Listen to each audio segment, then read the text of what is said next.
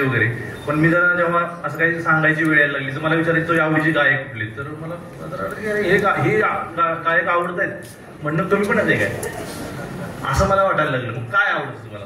मग काय किशोर कुमार आवडतो. किशोर कुमार तर आवडतो तुझे, पण फक्त किशोर कुमारच आवडतो असं नाही, त्याच्यासोबत प्रल्हाद शिंदेपासून सगळी ही जी माणसं आहेत सगळी मला आवडते आणि ते मी मिरवणार आणि तो माझा म्हणजे जगण्याचा भाग आहे. तर हे आपण आपल्या प्रेरणा आणि आपली जी कला आहे ती महत्वाचीच आहे, फक्त याला प्रेझेंट कसं करायचं ते कळलं पाहिजे.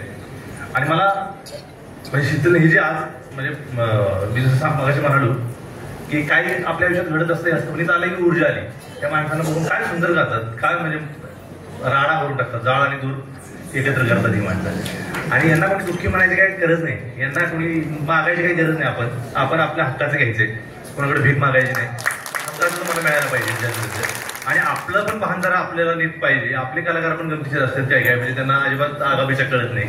जरा व्यवहार कळायला पाहिजे, पैसा कळायला पाहिजे, गुंतवणूक कळाली पाहिजे, साठवून ठेवणं काय असतं ते कळायला पाहिजे. आणि त्यासाठी ही जी माणसं आहेत, बाबासाहेबांना एवढा मोठा माणूस झाला त्यांनी घटना लिहिली, आणि ज्या समाजातल्या माणसांनी घटना लिहिली ती समाज कुठेतरी दुसरीकडे तोंड करून चाललाय, हे काही चांगलं नाही.